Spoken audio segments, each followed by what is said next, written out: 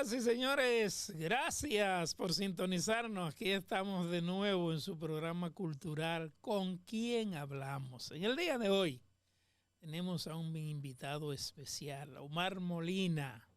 Omar Molina es pintor, pero además es miembro de la Fundación Ramón Oviedo, quien era su abuelo. Y va a hablar con nosotros sobre este tema tan interesante de la pintura dominicana, que se acaba de celebrar el centenario precisamente del nacimiento de Ramón Oviedo.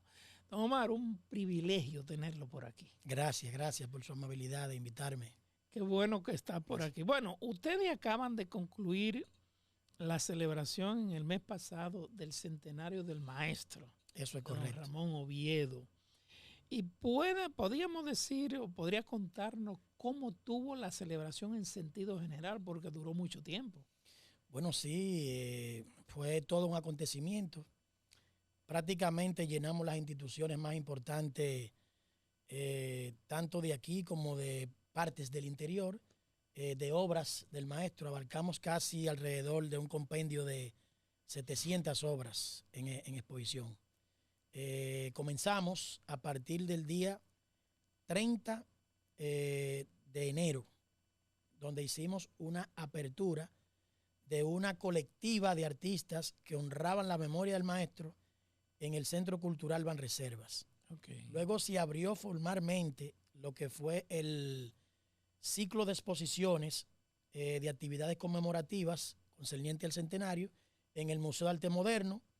Luego así también hicimos otra en el Museo Bellapar, en el Centro Cultural de España, en el Centro Cultural Perelló, en la Galería Chanel, y finalmente realizamos una muestra, prácticamente una retrospectiva de dibujos, por primera vez, única y exclusivamente de dibujo, de autoría del maestro en la Galería de Bellas Artes. El maestro comenzó con dibujos, ¿verdad? Sí, claro, esa fue su pasión toda la vida.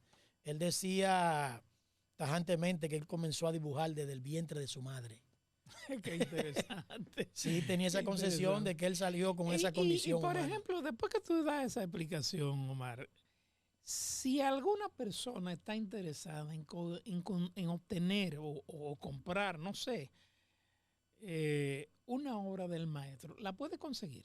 Sí, claro, hay coleccionistas, o más bien marchantes de arte. Porque hay coleccionistas que lo que hacen es que la prestan. Sí, algunos la prestan, otras tienen esa dualidad de coleccionarla por un tiempo, luego apelan a seguir escudriñando, venden una, compran otra y se mantienen en esa dinámica.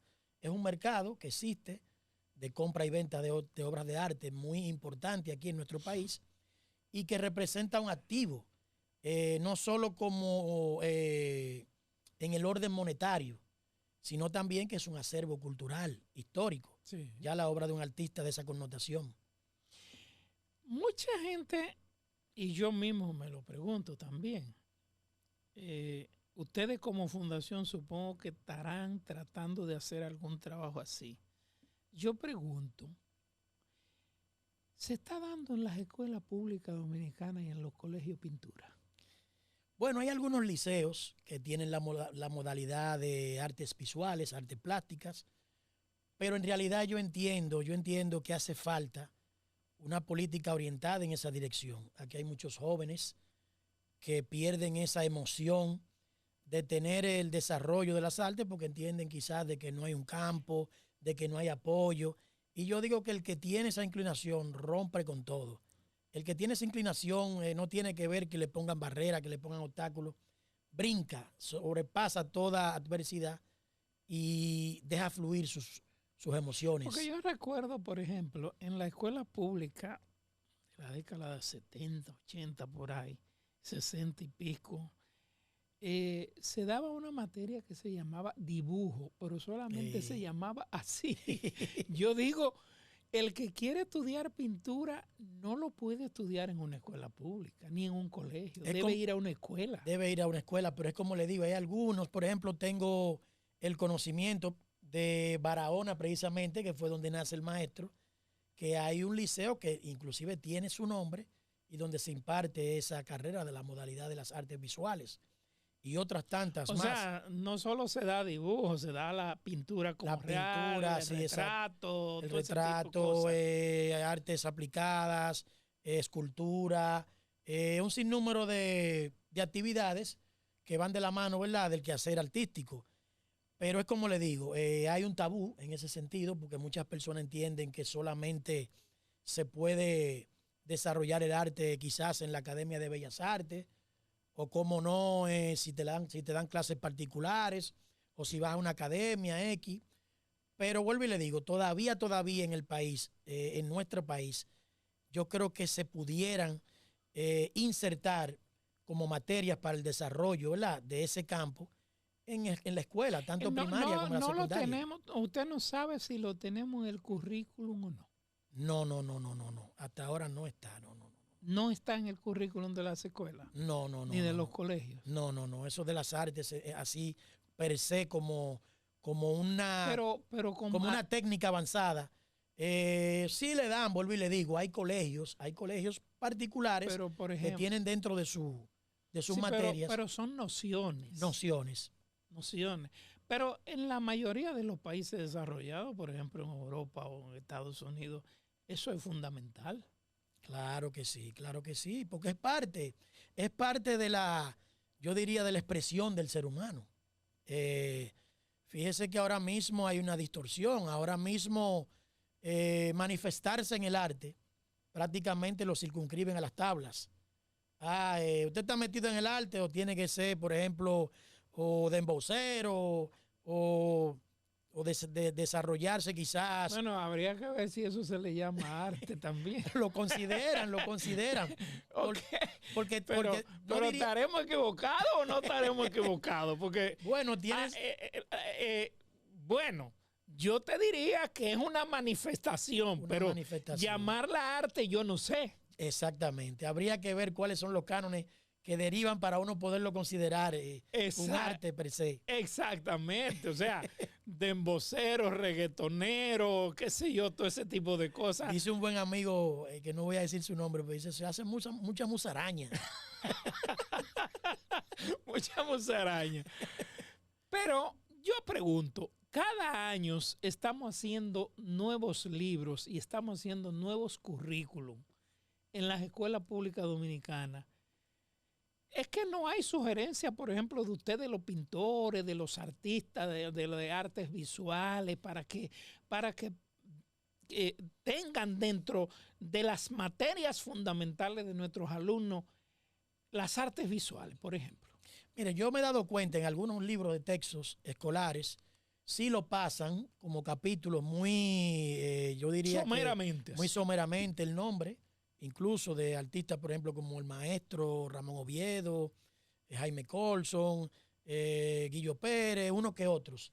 Pero realmente no se imparte a profundidad, salvo excepciones, como le digo, que hay colegios que sí se preocupan por tener ese tema de las artes aplicadas, pero no como una asignatura. Como una materia como más, una como materia matemática, básica. Ciencia natural, historia, qué sé yo. Exactamente, como una materia básica de verdad que todavía no se ha insertado de manera formal.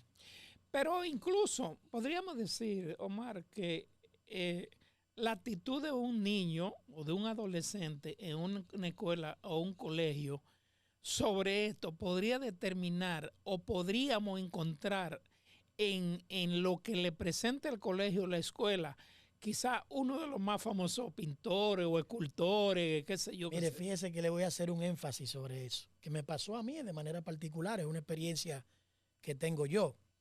Fíjese que en mi familia se presenta eso de manera incisiva.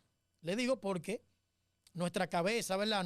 Vamos a decir, nuestra figura paternal, que es el maestro Ramón Oviedo, que es el pintor que, ¿verdad?, descolla de manera nacional e internacionalmente, pero le puedo decir en mi caso, mi madre es una gran pintora, aunque no lo ha desarrollado así incisivamente, pero tiene mucho talento. Tengo unos primos también que se han dado a conocer en el ámbito nacional.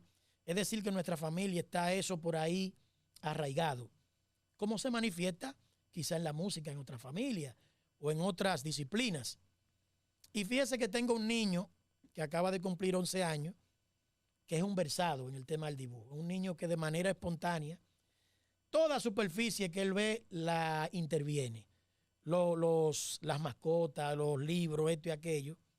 Y me llaman un día, y me llaman con una manera, como digo yo, hasta sospechosa. Me dicen que si yo no veo algún tema de problema con mi hijo, como que quizás yo lo tengo que ir viendo de otra óptica. Óigase bien, no lo ven con esa condición. Como un fenómeno. Como una condición genial de que lo que pudiera desarrollarse un artista. Sí. Y eso no solo se da en mi niño, se puede dar también en otras personas, en otros niños.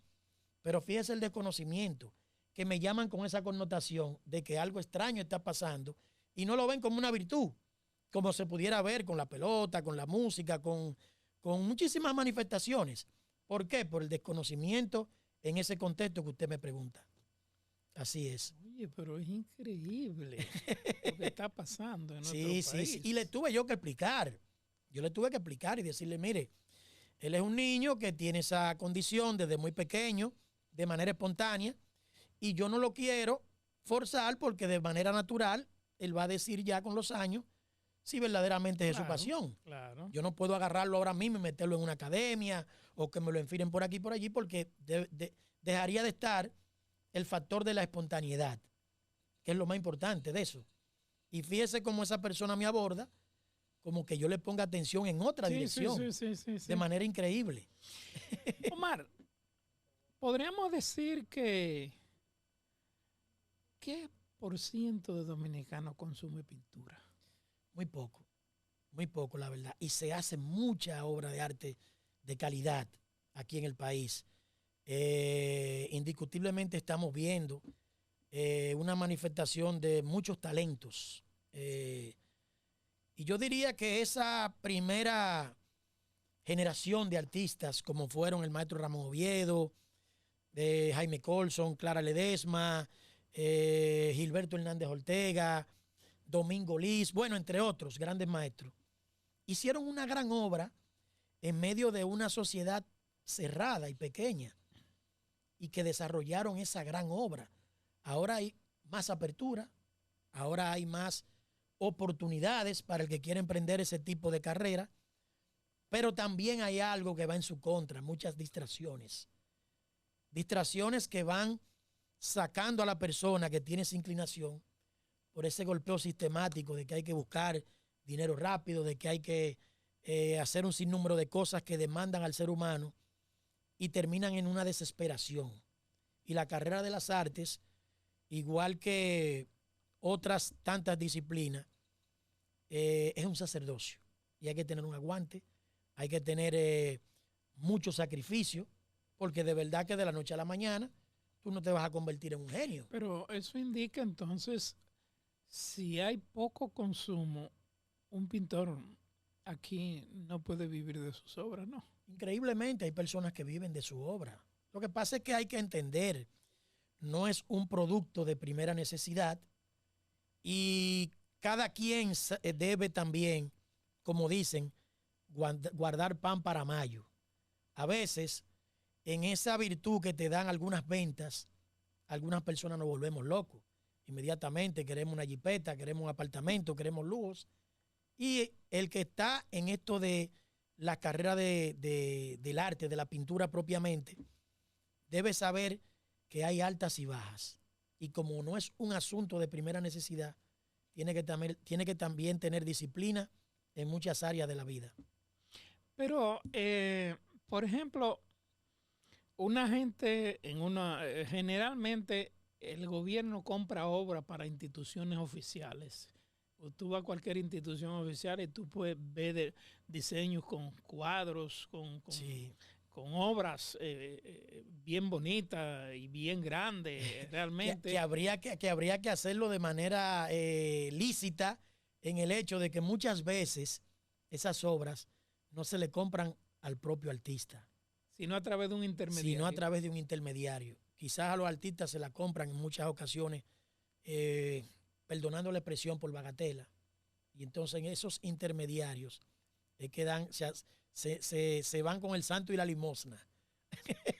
Por eso es que dicen que en esa intermediación, el artista tiene que tener también ciertos criterios. ¿Y quién fija los precios de las obras? El artista, porque por ejemplo en los libros el autor fija el precio de su libro. Eso es, En el caso de la pintura. El mercado va dictando las tendencias y eso, precisamente muchas veces, o paradójicamente hablando, la calidad no tiene que ver inclusive con el precio, porque hay muy buenas obras a un precio, diríamos, asequible, para no decir barato, y vemos muchos disparates a veces, metidos ahí tras bambalinas, de que obras contemporáneas y eso. Y son cosas que hay que tenerlas muy, muy pendientes. A veces estas personas que quieren trazar tendencias y trazar pautas, quieren meter figuras que en realidad a veces no tienen la calidad, ni siquiera tampoco el desarrollo y la, yo diría que la madurez para considerarlo un fenómeno del arte. Porque si bien es cierto que usted me va a decir, bueno, pero tú te estás clavando el cuchillo. Pero la verdad que con honestidad, un artista en el escenario internacional ya de países con una vasta cultura y con una, vamos a decir, con una tendencia a proteger inclusive esos legados pictóricos, se comienzan a considerar con notoriedad los artistas a partir de los 50 años. A partir de los 50 A partir de los 50 años, porque es donde el hombre... o sea, que es difícil descollar antes de esa edad. Es difícil que una persona con temprana edad así descolle, porque es que en realidad la madurez de un artista la da el tiempo. ¿Quién dice que no puede ser un golpe de suerte que tenga una persona con una obra que guste de plano, pero nadie sabe si en el tiempo se va a quedar estancado ahí haciendo lo mismo, ¿verdad? Como hemos visto casos que usted mismo conoce, de obras que usted a plena instancia de una vez identifica quién es el artista. Pero yo soy de lo que pienso que el artista debe... Bueno, hay artistas que se han hecho muy famosos, famosísimos, después de haber muerto. Sí, así es. Inclusive a veces me lo dice relajando. Estoy esperando que te mueras para que los cuadros tuyos cojan. Digo yo, larga vida. Para que te va a quedar esperando. En valor. Pero eso ha ido cambiando, eso ha ido cambiando. Y le digo honestamente que hay que esperar que la madurez del artista se exponga de manera potencial en su obra. Y eso es lo del tiempo. Eso es lo del tiempo, sin lugar a dudas. Entonces, volviendo al asunto de los precios. Una persona que quiera comprar, por ejemplo, obras de arte, pintura, vamos a decir. Sí. El área de la pintura. Y se puede tener una idea general de lo que costaría una pintura buena. Una buena pintura, realmente. Sí, y realmente también hay que entender que una pintura de corte profesional, confeccionada profesionalmente hablando, la manufactura es cara. Porque ¿sí? Claro que sí. Una buena la tela. Materia prima. Claro, una buena tela. Una buena tela de lino es cara. Sí. Una pintura profesional buena es cara para que se mantenga en el tiempo, porque hay personas que le digo que tienen esa virtud de desarrollar el arte, pero no se preocupan por utilizar materiales profesionales. Entonces, con el tiempo te inviertes en una pintura y al cabo de unos años esa pintura se va descacarando, va perdiendo la materia.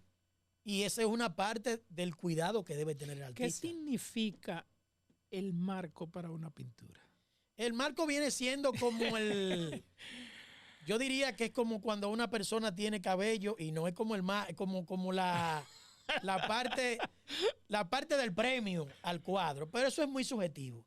Ahora mismo el marco ha ido perdiendo ese protagonismo porque inclusive se ha ido dando una tendencia minimalista. Se le da más preponderancia al arte per se y se le ponen como unas tablillas finas y eso. Ajá. Y eso va acorde con el tiempo. Pero lo tradicional aquí ha sido madera. Pero lo tradicional, exacto, la gente se explaya en poner un marco a veces más caro que la pintura. Exactamente, por eso se lo pregunto. Sí.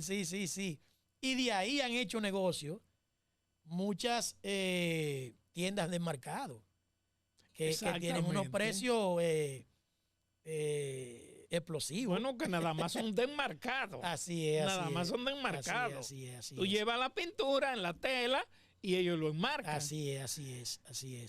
Pero es como le digo, eso es muy de la persona. Cada quien, en ese sentido, premia lo que entiende debe de premiar. O voy a observar mi obra, que es lo que verdaderamente me llamó la atención, o quiero ponerle un marco que evidentemente evoque yo diría que hasta a veces hasta lo suntuoso. Sí, Mira, le puse un marco cierto, de tal cierto, precio, cierto, esto, sí, que yo qué. sí. Y yo diría que en realidad debe de ser algo que conjugue ambas partes y que es muy personal de cada quien. En el caso particular de usted como pintor, ¿qué tiempo tiene trabajando la pintura? Bueno, desde muy temprano. Honestamente, muy joven yo quedé extasiado con la figura de mi abuelo porque lo tuve muy cerca, temprano. A la raíz de la separación de mis padres, cuando apenas yo tenía 6 años, yo caigo directamente bajo esa sombrilla de la parte paterna, ¿verdad? Paterna, sí. Que es Oviedo, es el padre de mi madre, ¿verdad? Y casi siempre cuando en nuestras sociedades, cuando la mujer tiende a divorciarse, se va para el lado más cercano de su familia, y ahí me tocó estar en esa cercanía inmediata con mi abuelo, y eso me dio la oportunidad de adentrarme en su taller, de verlo a él manifestando todas esas obras con esa energía que le daban esos años todavía, donde él tenía esa energía, O sea, esa desde vitalidad. pequeño usted comenzó a embarrarse de pintura. Exactamente. Yo tenía ese interés de ver todas las cosas que él utilizaba en su taller. Me llamaba la atención esos muñecos que a veces colgaban en la superficie. Él utilizaba un sinnúmero de cosas que quizá el ser humano común y corriente no le da esa importancia, pero que al artista le nutre para su trabajo. A veces yo veía esos muñecos descompuestos, sin un brazo y eso, y yo le decía, papá, ¿y por qué usted tiene esos muñecos ahí? Esos muñecos me sirven a mí de inspiración. Yo desdoblo la figura humana, le saco el contenido plástico. Y yo me quedaba así porque no lo entendía, honestamente. Con los años fui descubriendo que la verdad que uno encuentra muchísimas cosas interesantes. En una silla rota, ¿qué le digo? En un personaje durmiendo, en un hombre con los pantalones medio tumbados. O sea, son muchas cosas que dan a la naturaleza de la obra cierta gracia y que uno se nutre del día a día. Para Omar Molina, entonces, hay muchos, diríamos, pintores que tienen inclinaciones por un tema en específico. Por ejemplo, Claro. citábamos el caso de Guillo Pérez y los Los gallos, sí. o, por ejemplo, Elsa Núñez y la tierra. Sí. Qué sé yo. ¿Tiene alguna inclinación particular usted? A mí me gusta, honestamente, yo he podido conectar con un público que le gusta la obra mía de carácter cotidiano.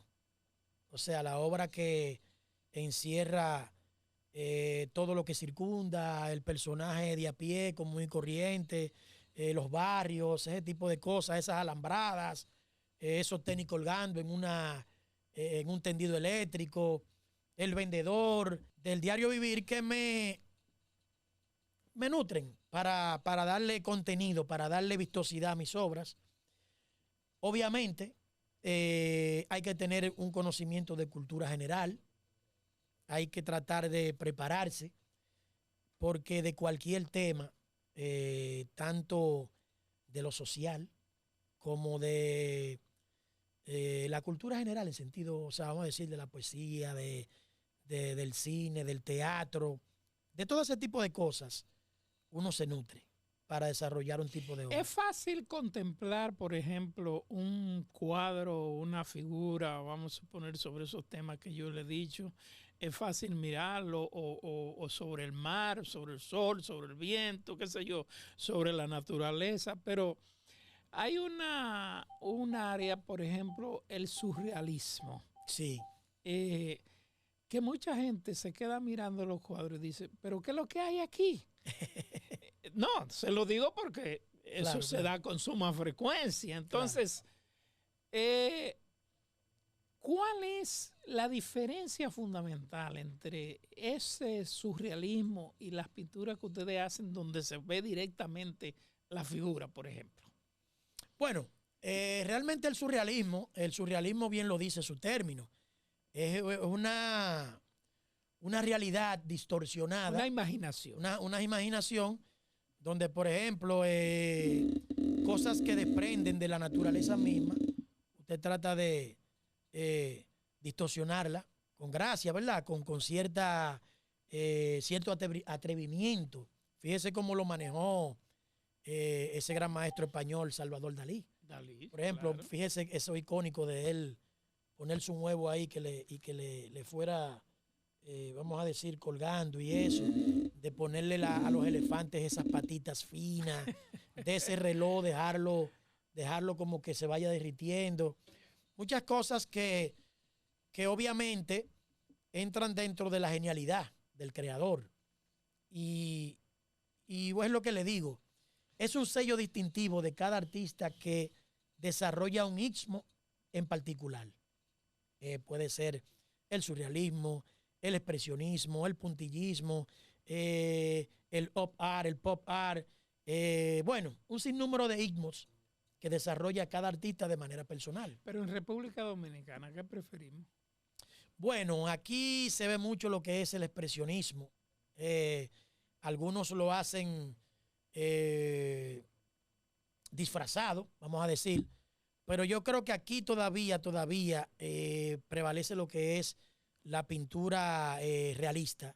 El realismo tiene mucho fanatismo, porque la gente también a veces, de manera indirecta, evoca lo fácil, a lo entendible. Sí, claro. A lo entendible, y que entiendo obviamente que uno como artista tiene el compromiso de lo siguiente. Habemos personas que tenemos esa condición del yoísmo y de esa personalidad engrandecida y lo disfrazamos a través del arte. Y no sabemos que los temas también deben ser tratados con cierta gracia, aunque usted evoque el drama, aunque usted haga una denuncia de corte social, usted no puede sus frustraciones de tipo personal quererla imponer, o sus gustos preferenciales quererlo imponer y disfrazarlo a través del arte, porque entonces da paso a lo grotesco. Y yo entiendo que todo tema debe tener ese contenido de sutileza, aunque usted evoque el drama, aunque usted evoque los temas difíciles de tratar, siempre hay que hacerlo con ese grado de conocimiento y de llegar a cualquier tipo de público, sin obscenidad. Omar, ¿hay suficiente respaldo en nuestro país, en este caso del Ministerio de Cultura, al desarrollo de las artes visuales? Tremenda pregunta. Eso es, con honestidad, falta mucho por hacer. Falta mucho. Obviamente se hacen muchas cosas que a veces uno puede entender que hay un apoyo, pero en realidad siempre existe la tendencia de montarse en las cosas que ya están hechas y de aquellos personajes que proveen cierta facilidad para engancharse. Por ejemplo, le explico. Hay empresarios que en determinados procesos históricos de nuestra política, pues tienen, vamos a decir, que el sartén por el mango. Esos personajes, a su vez, tienen una tendencia a la cual quieren apoyar de manera personal. Y, a su vez, desarrollan actividades que yo no estoy en contra. Por el contrario, ojalá cualquier artista, ojalá apoyen más artistas y no que sea de manera unilateral con X persona, X o Y. Y de ese tipo de empresarios, entonces, nuestro Ministerio de Cultura, lamentablemente, entonces se engancha y hace parecer que está apoyando los proyectos. Y no no apoyan nada. ¿Entiendes? O sea, le falta mucho por tener un criterio verdadero de desarrollar el arte como un activo dentro de nuestra cultura naranja, que tanto se habla de eso. ¿Entiendes? Aquí no se ha hecho, le puedo decir, aquí no se ha hecho un museo serio que venga del Estado, sino es a través del sector privado. ¿Me explico? Por ejemplo, mira el Centro León, es una iniciativa del sector privado. El Pereyó. El Pereyó es una iniciativa del sector privado. Ahora mismo acaban de inaugurar la Casa de la Moneda, una iniciativa del sector privado. Es decir, vemos una intentona del Centro Cultural Banreservas, que por cierto han hecho un buen trabajo, pero todavía falta que el Estado se apropie de manera concreta y entienda que en sus valores y en esos activos culturales, tanto como Ramón Oviedo, Guillo Pérez, Cándido Vidó, Elsa Núñez, Domingo Liz, entre otros, se pudiera hacer un gran museo que el Estado le dé la oportunidad para que ese turismo que viene al país vea una institución seria que proyecta a sus valores culturales. ¿Me entiendes? Que todavía no se ha hecho. Aquí cada artista tiene que hacer su propio esfuerzo de participar en eventos internacionales, de dar a conocer su obra en playas extranjeras. Y lo estoy viviendo yo ahora mismo. El maestro que fue con su obra, una persona que gozó de conectar internacionalmente, todavía hay un gran trabajo por hacer, porque a través de su legado nosotros atraemos una cultura también que beneficie al Estado. ¿Entiendes? ¿Ha trascendido lo suficiente por la calidad de nuestra pintura? ¿Ha trascendido nuestra pintura a nivel que realmente se merece internacional? Honestamente, ha sido muy poco el apoyo en esa dirección. Yo creo que el artista se ha instaurado a puro pulmón y ha hecho un esfuerzo sobrehumano de que su obra esté con notoriedad en ciertos espacios internacionales. Se lo digo porque, por ejemplo, en el caso del maestro Oviedo, quien tiene obras en la OEA en Washington, tiene obras en la UNESCO, tiene un autorretrato en los Uffizi, en Florencia. O sea, tiene obras, pero que fueron, yo diría, aspectos donde de allá para acá se le dio la importancia. No que se hizo un trabajo de decir, Ramón Oviedo vale la pena apoyarlo para que nos represente como embajador de nuestra cultura. La pintura que tenemos en República Dominicana es por una clase elitista. En cierta medida sí. En cierta medida sí, se pudiera decir que sí. Aunque la pintura no ha llegado ni está llegando a los barrios, a los sectores populares. De manera informal, pero no se ve como una parte de sanear al ser humano, porque el arte ennoblece. Llenar de ese rubro en la importancia que requiere a esos jóvenes que vienen subiendo.